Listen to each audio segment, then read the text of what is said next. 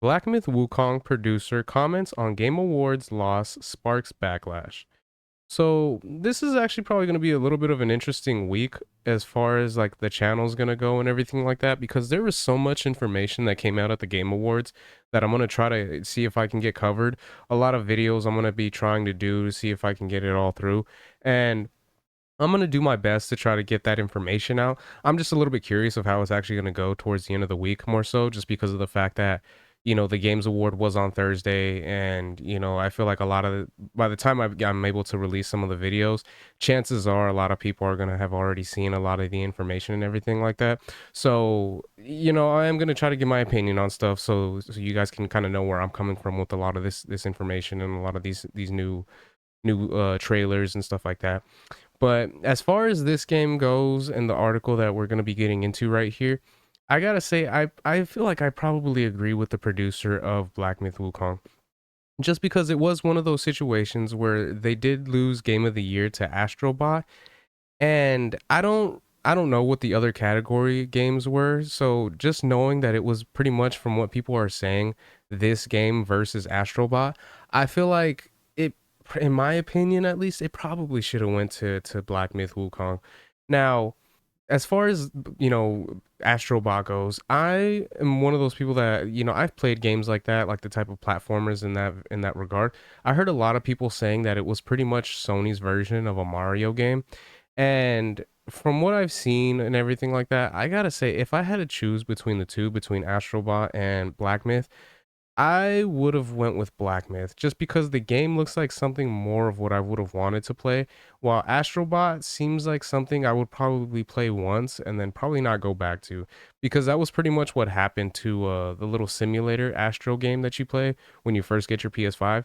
I played it once, kind of seen some of the features that they have, because it is a great introduction to the new system. To like if you just get a PS5, seeing the new features that it can do, some of the cool things that it's available.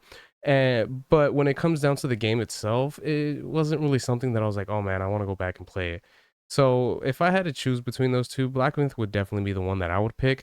And from what I've been hearing online and people talking about the game awards, it seemed like a lot of people would have been more in tune with Black Myth winning Game of the Year, but it ended up going to Sony. And of course, it's the Game Awards, so you can't really expect too much authenticity from the people that are in charge of it and everything like that. It sounds from what a lot of people were saying, that it's just an award show where that pretty much whoever was the highest bidder kind of thing was the one that was going to win. And Sony, from what it seems like, was the one that got the most attention, got the most wins in games and everything like that. So pretty much I'm taking it with a grain of salt, which with everything that went down. The main thing I'm focused on as far as the Game Awards is the trailers and everything like that.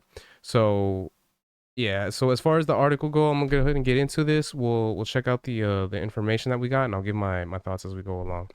So Black Myth Wukong producer Feng Ji recently commented on the game's Game of the Year loss, with his comments causing some controversy online. Black Myth Wukong was released earlier this year, earning mostly positive reviews and solidifying itself as one of the year's best-selling games. Black Myth's success was acknowledged at the Games Awards 2024, where it was nominated for Game of the Year among other categories.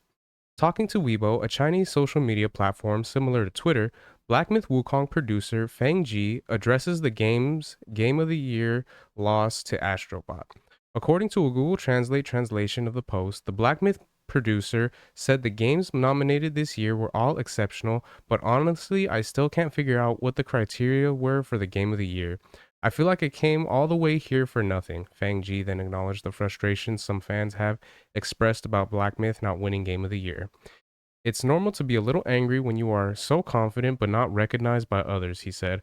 Apparently, Fang Ji wrote his Game of the Year award acceptance speech for Black Myth Wukong 2 years ago, illustrating how confident he was in the game.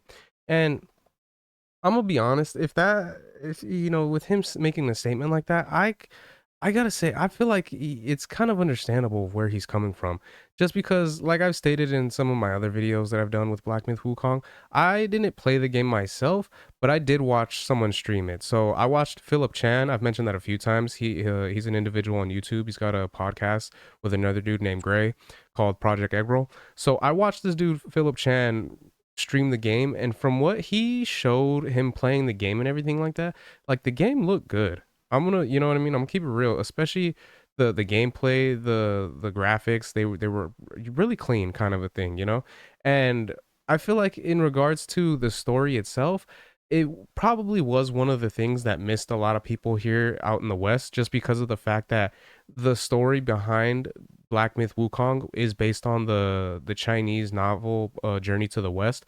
So it is one of those things, like it is more of like an Eastern story that was, you know, brought to the West. So it kind of missed a lot of people because it wasn't something that a lot of people had grown up with and known off the top of their heads, kind of a thing. So in that regard, I feel like that could be a factor in regards to, you know, it not being as popular as it could have been. But as far as the game awards goes, like I've said, it is one of those things, it's by committee. It's not really something that's for gamers, that, you know, we get to decide what we want to win and what's going to be the highest nominations because of what we're wanting. So the fact that he was upset, you know, that it didn't do as well as he thought it did, I mean, I can kind of see where he's coming from. And then making the statement as well is like, I don't know what it takes for the game's nominations itself. At the end of the day, it's like I said, it's by committee. So if you know what I mean, you shake the right hands, you fucking kiss the right ass, then I'm sure that, you know, he would have had a better opportunity. But just being a game that's just really good in itself, it's not really all that it takes in order to win Game of the Year with these types of award shows, which is extremely unfortunate. So let's go ahead and continue on. A ChatGPT translated version of the post was shared on the PS5 subreddit, where it has not been received well, which isn't really surprising because, I mean, I don't know. There's some PS5 fanboys out there that are just, I don't know, they can be kind of annoying at times, if I'm gonna keep it real. Some commenters have criticized Fang Ji's reaction to the Game Awards loss as arrogant, with others labeling him as a sore loser.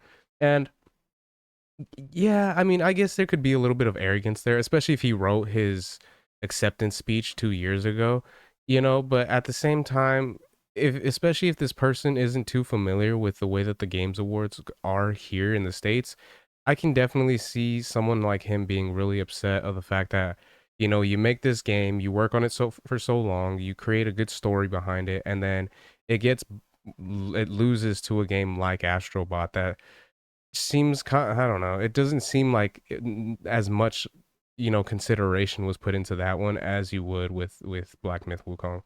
Now, it's entirely possible some added context to these comments are being lost in translation, which is important to keep in mind. Regardless, it seems PlayStation gamers are not happy about the way Fang Ji has reacted to Black Myth not winning Game of the Year at the Games Awards. So, yeah, I mean, I can see that.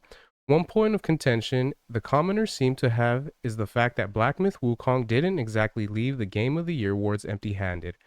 Black Myth was nominated for Best Action Game, Best Art Direction, Best Game Direction, Game of the Year, and Player's Voice. It took home Player's Voice awards as well as the award for the Best Action Game. And I don't know what Player's Voice award entails, but I feel like that, if it's pretty much what players appreciated and liked the most, then I feel like at that point that's what should have won Game of the Year. But knowing these committees, they probably have to do it like, oh, you have to have such and such amount of this and such amount of that, kind of a thing, which can be really annoying at times. It lost Best Art Direction to Metaphor Refantasio, and it lost Best Game Direction to Astro Bod. So game direction, and that's the thing, game direction, I don't know the story of Astro Bot, like what the story entails for that game, but I don't think that it would have been one that was better than Black Myth Wukong. But again, like I stated, I've never played either one of those games, so I'm not too sure off the top of my head. Which also took the covered game of the year prize. Notably, Black Myth Wukong is the lowest rated game ever nominated for Game of the Year.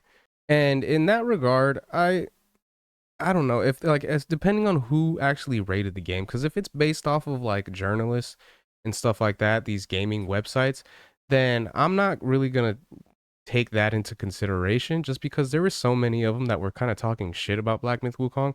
And then if I'm not mistaken, I think there was one website that had like someone that does the articles, where they had wrote in how when Black Myth first came out that they didn't like the game. They thought it was, you know, a game that didn't deserve too much praise and everything like that. And then a few months later, they were talking about how enjoyable it was and how much they liked it. So when it comes down to things like that, I mean, like I said, I'm not gonna go off of what some of these game websites and everything like that. I'm gonna actually go off of what the gamers themselves say that they actually like to play and what they enjoy the most. So, according to review aggregate site OpenCritic, Black Myth Wukong reviews left it with an 82 overall score and a 90 overall player rating. I mean, that's not too far off from each other, but yeah, I mean, obviously the players enjoyed it a lot more. Astro Bod, meanwhile, has a 95 overall critic rating and a 100 user player rating. All the other Game of the Year nominees had a higher score than Black Myth as well. And so while not everyone thought Astro Bot was going to win Game of the Year, many assumed one of the other. Non-Black Myth nominees was going to win instead. So, in case Black Myth Wukong fans have a lot to look forward to in the future, Black Myth Wukong is rumored to have 2 DLCs on the way, plus it's expected to be the start of a new franchise. Perhaps further Black Myth games will win Game of the Year, but that remains to be seen. I mean, honestly, I doubt that's going to be the case, especially considering the fact that Black Myth is funded by China and the CCP. More than likely, they're probably not going to give it Game of the Year ever because of that alone in itself. But yeah, as far as the fact that it's gonna have DLC and then they're working on different patches and stuff like that, I don't know, man. I haven't heard anything about Astrobot having any DLC, but even if it did, would it be one of those things that a lot of players would be wanting to go back and heavily play? That's my question with that. So as far as this goes, I can definitely understand where the producer is coming from, but at the end of the day, it is a game awards, ceremony type of thing. So I wouldn't keep my hopes up that, just because you have a great game with a good story and something that people like to enjoy and play, that they're just going to automatically give it to you, which isn't necessarily fair. But at the end of the day, I mean, that's life. Life isn't fair. You know what I mean? So those are my thoughts on that. Let me know what you guys think in the comments section. Do you guys think that the producer was being a sore loser or that he was just overreacting, or do you guys understand where he's coming from? So if you guys can let me know your guys' thoughts in the comments, if you guys could like, share, subscribe, all that good stuff. If you guys have been watching this long, I really appreciate it. It means a lot. And yeah, until next time, Harmonic out. Peace.